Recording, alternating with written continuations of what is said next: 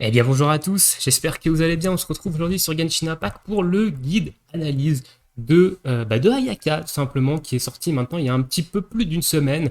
Donc les théorie crafters ont eu le temps de théorie craft le perso, les tests ont eu le temps d'être faits sur pas mal de choses au niveau du personnage, et du coup il est temps d'aller en faire son analyse et d'aller voir un petit peu qu'est-ce qu'on va pouvoir mettre sur ce personnage en tant qu'arme et en tant qu'artefact.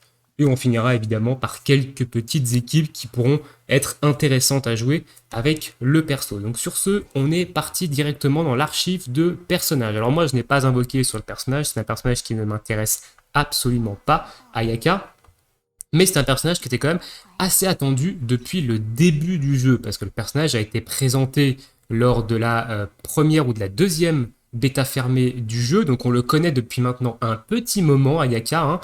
Ça fait même bientôt plus un an et demi qu'on connaît le personnage. Et du coup, depuis le début du jeu, il y a beaucoup de personnes qui attendaient ce perso et qui se demandaient quand est-ce qu'il allait arriver. Alors on savait qu'il allait arriver avec Inazuma, c'était sûr et certain. Le personnage est lié à cette région, donc c'était sûr et certain qu'il allait arriver avec Inazuma. Mais Inazuma, évidemment, elle est attendue depuis plusieurs mois maintenant.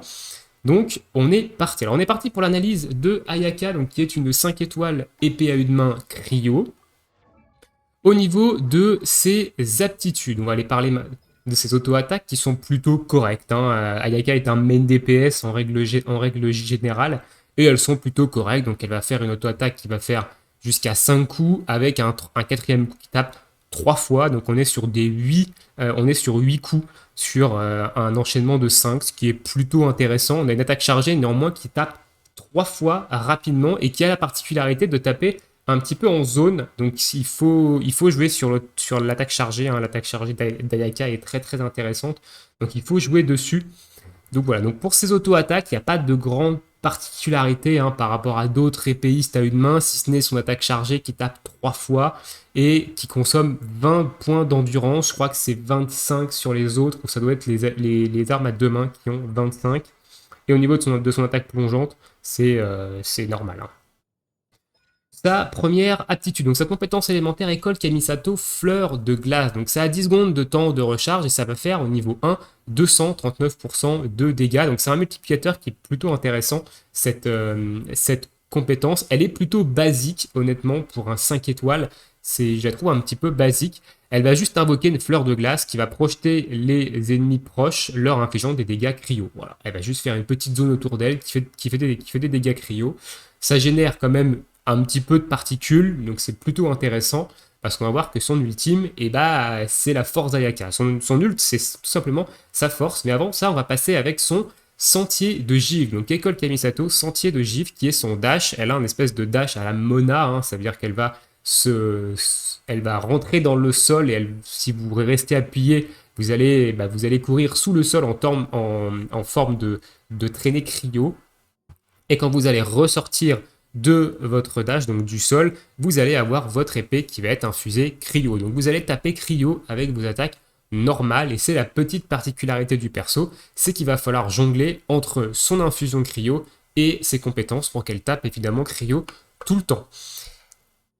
Donc l'infusion cryo, elle va durer 5 secondes, et au niveau de l'activation, ça va vous coûter 10 d'endurance de faire un dash, donc de faire juste un dash qui va vous donner l'enchantement, et sur la durée, ça va vous coûter 15 points.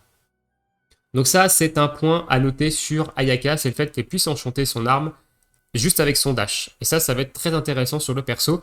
On va passer à son ultime maintenant, école Kamisato, givre mortel, et c'est un peu la force du personnage, c'est qu'elle a un ultime qui est très puissant. Alors, il n'est pas aussi puissant que celui de Eula, hein. J'en vois beaucoup qui disent oui, Ayaka, elle fait plus de dégâts que Eula, etc. Non, Ayaka, enfin l'ultime d'Ayaka, même s'il tape plusieurs fois et que vous avez l'impression que ça fait des dégâts de ouf, ça fait de très gros dégâts, mais on est quand même loin des dégâts de l'ultime d'Eula, hein. Eula, elle fait quand même des dégâts totalement absurdes. Ayaka, elle fait de très très bons dégâts sur son ultime, c'est la force du personnage également, mais on n'est quand même pas sur des dégâts, on n'est quand même pas sur une quantité de dégâts égale à l'ultime de Eula. Donc son ultime, il coûte cher, 80 d'énergie élémentaire, elle génère quand même peu de particules avec sa compétence élémentaire, donc sa fleur de glace. Donc il va falloir potentiellement une batterie avec Ayaka, donc sûrement une Diona. Hein. Diona actuellement c'est la meilleure batterie cryo du jeu, ou alors vous jouez avec le MC Electro, qui est une excellente batterie universelle si vous aimez jouer le voyageur. Donc ça va faire un premier dégât qui va faire 112% au niveau 1, et après vous allez avoir des dégâts continus toutes les secondes pendant 5 secondes qui vont faire 168%. Donc là on est au niveau 1. Donc les multiplicateurs sont très intéressants. L'ultime fait beaucoup de dégâts. On voit souvent des vidéos où vous voyez l'ultime d'Ayaka qui one-shot par exemple, enfin qui one-shot, qui tue en 5 secondes des Storm Terror, qui tue en 5 secondes d'autres boss. Hein, Olaf fait la même chose, elle les one-shot. Donc c'est assez fort, d'autant plus que vous pouvez bénéficier de la fonte cryo sur pyro, donc ça peut faire de très très gros dégâts.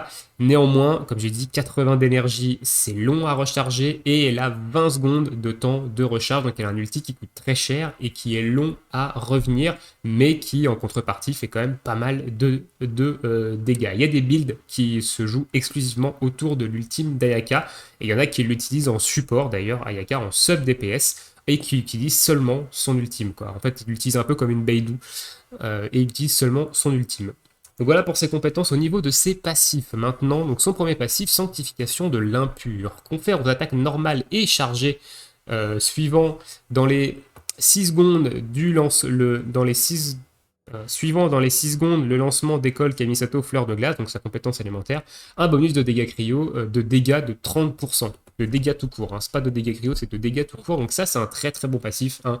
30% de dégâts supplémentaires après avoir claqué la compétence élémentaire, c'est très fort. Donc si vous jouez par exemple à Ayaka support, vous faites compétence élémentaire, ultime, et vous avez un ultime qui fait énormément de dégâts. Et en fait je dis de la merde parce que c'est que sur les attaques normales et les attaques chargées. Donc oubliez ce que je viens juste de dire avant, ça marche pas sur l'ultime, c'est juste sur les attaques chargées et normales. Donc ça va surtout concerner les Ayaka main DPS. Si vous jouez Ayaka support, ce passif-là ne vous servira à rien. Logiquement, vous ne faites jamais d'attaque normale et chargée en support. Donc voilà, j'ai dit une connerie juste avant. L'énergie glacée libérée à la fin du sentier de givre d'école Kamisato, sentier de givre confère à Ayaka les effets suivants lorsqu'elle touche l'ennemi. Donc ça va lui régénérer 10 points d'endurance et ça va lui donner 18% de bonus de dégâts cryo pendant 10 secondes. Donc ça va s'appliquer quand vous allez sortir de votre dash. Donc vous allez avoir une infusion cryo et en plus de ça, 18% de dégâts cryo supplémentaires pendant 10 secondes. Donc c'est intéressant.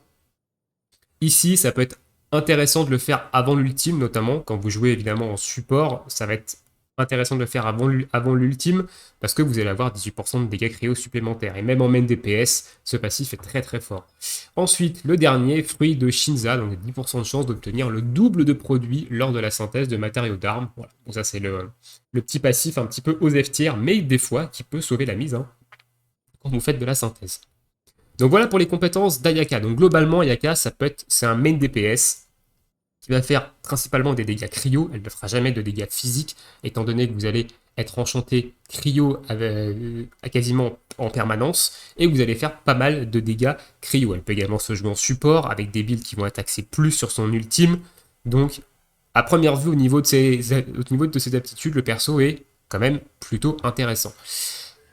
Constellation, maintenant, donc C1, cerise givrée. Les attaques normales et chargées d'Ayaka ont 50% de chance de réduire le temps de recharge de École Kamisato Fleur de Glace de 0,3% lorsqu'elles infligent des dégâts cryo aux ennemis. Cet effet peut être déclenché une fois toutes les 0,1 secondes.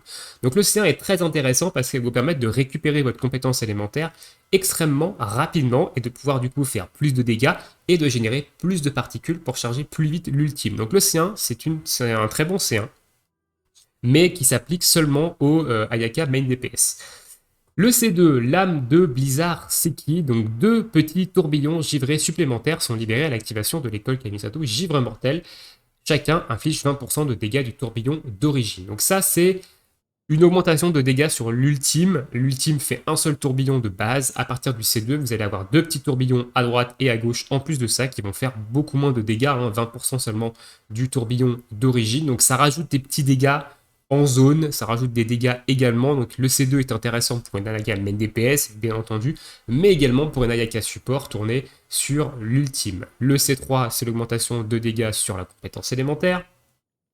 Non, sur l'ultime, pardon, sur le déchaînement élémentaire.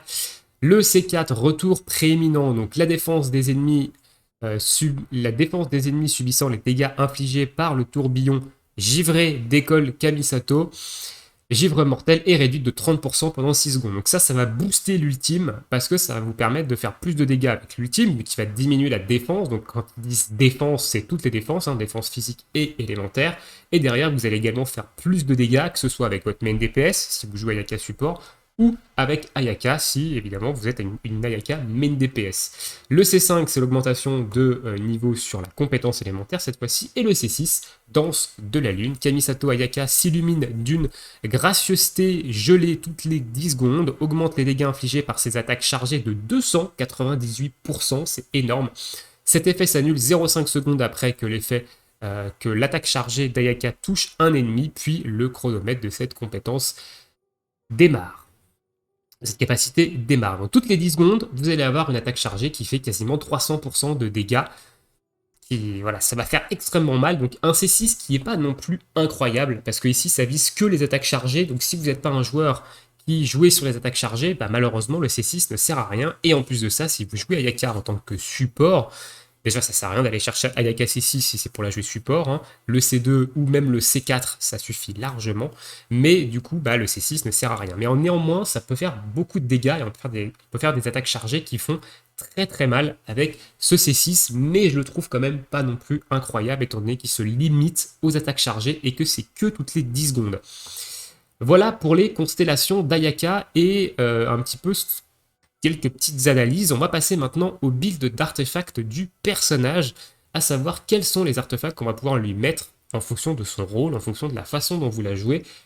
Main DPS, support burst ou support burst, voilà. C'est main DPS ou support burst. Donc on va commencer par les armes. Alors en termes d'armes, il n'y a quand même pas grand chose. Je crois que la lame froide, c'est potentiellement intéressant. Malheureusement, alors ça c'est vraiment chiant. Il faudra qu'ils mettent les détails des armes dans l'archive. On va aller voir dans mon sac du coup, mais je crois que la lame froide en termes d'armes 3 étoiles, ça peut être quelque chose d'intéressant. Elle est là, oui. Donc la lame froide, si vous êtes un joueur débutant, vous n'avez pas d'arme 4 étoiles, vous n'avez pas d'arme 5 étoiles, vous pouvez prendre la lame froide qui est intéressant parce que ça va augmenter vos dégâts de 24%, raffiné 5, sur les ennemis qui sont affectés par cryo. Et avec Ayaka, vous allez taper cryo tout le temps, donc vous allez appliquer cryo tout le temps. Donc la lame froide, c'est une excellente arme 3 étoiles pour Ayaka si vous n'avez rien d'autre, mais alors absolument rien d'autre. Ensuite, vous pouvez jouer le couteau affilé qui est pas mal, ça va faire un burst de dégâts ça va faire un burst de dégâts par rapport à votre attaque. Hein, si vous avez également pas d'autres armes 4 étoiles ou 5 étoiles de dispo, ça va également être une arme 3 étoiles qui est intéressante. Et ensuite, évidemment, si vous la jouez en sub DPS, vous pouvez mettre une épée céleste qui donne de la recharge d'énergie, ça peut être également intéressant. Le messager de l'eau peut être également très fort en sub DPS si vous la jouez avec un build tourné sur l'ultime, car elle n'est pas censée passer en dessous de 90% de PV.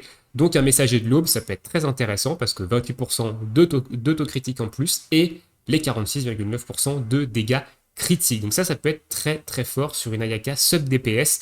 Main DPS un peu moins parce que vous allez prendre des coups et du coup vous allez souvent perdre le passif ici. Donc ça peut être pas très intéressant. Au niveau des épées 4 étoiles, l'épée de Favonius, si vous la jouez en sub DPS, pourquoi pas? À la limite, pourquoi pas? Ça peut être intéressant. La flûte est intéressant si vous la jouez en main DPS. Ça peut être une bonne épée également. Ensuite, il n'y a pas grand-chose d'autre en termes d'épée à une main. L'épée rituelle en support, ça peut être également intéressant si vous la jouez sub DPS pour spam 2 fois votre compétence élémentaire. Et ça donne également beaucoup de recharge d'énergie, donc ça peut être intéressant. Ça, non, parce que ça donne des dégâts physiques, c'est pas très intéressant. Et le gros suppurant, ça peut être également intéressant en sub DPS, mais ça vise que la compétence élémentaire. Et en sub DPS, vous allez plutôt viser l'ultime. Donc le gros suppurant, c'est pas non plus extraordinairement intéressant. Et les autres épées 4 étoiles, elles sont pas oufissimes. Hein. On va pas se le cacher, elles sont pas ouf. Et au niveau des 5 étoiles, alors au niveau des 5 étoiles, l'épée du faucon, malgré que ce soit un bonus de dégâts physiques sur l'épée, elle a une attaque de base qui est assez haute, au niveau 90. Donc si vous n'avez rien d'autre comme épée et que vous n'avez pas d'épée 4 étoiles vraiment très intéressant, l'épée du faucon peut être intéressant en attendant d'avoir mieux sur le perso. Ça peut être également très cool. On va retourner dans les archives parce que je n'ai pas les autres épées à une main, évidemment. au niveau des épées 5 étoiles. Alors au niveau des épées 5 étoiles, du coup, on vient de parler de l'épée du faucon qui est intéressant. La lame de la voûte d'azur en support, à la limite, pourquoi pas, parce que ça donne de la recharge d'énergie, donc en sub DPS, pourquoi pas, pour avoir son ultime beaucoup plus vite. La tranche sommet, why not, en main DPS, ça peut être intéressant, néanmoins il va vous falloir un bouclier avec si vous voulez pas perdre le passif. Le coupeur de jade, oui, c'est une très bonne arme pour Ayaka. Attention néanmoins, le coupeur de jade, il donne beaucoup d'autocritique. Donc si vous jouez coupeur de jade, il est inutile d'aller chercher du 4 pièces cryo. Le 4 pièces cryo va vous donner beaucoup de taux critique avec la résonance cryo. Et le coupeur de jade, lui, va également vous donner 44% de taux crit. Donc vous allez être complètement overcapé en taux crit. Vous allez dépasser les 100%, ce qui est complètement inutile. Donc si vous avez un coupeur de jade, privilégiez plus du dégât critique sur vos artefacts, limitez l'autocrit en sub, et au niveau du build d'artefacts, on en parlera après, mais n'allez pas chercher un 4 pièces cryo, vous allez être complètement overcap en critique, et ça sert pas à grand chose. Le serment de la liberté, non, clairement non, que ce soit en support ou en sub DPS ou en main DPS, non. Et bien entendu, le reflet de tronche brume qui est sa meilleure arme à l'heure actuelle, qui est juste une arme exceptionnelle sur Ayaka, qui va lui donner beaucoup de DPS. Il y a une très grosse différence entre une Ayaka qui a le reflet de tronche brume et une Ayaka qui n'a pas le reflet de tronche brume. Il y a une grosse différence en termes de dégâts.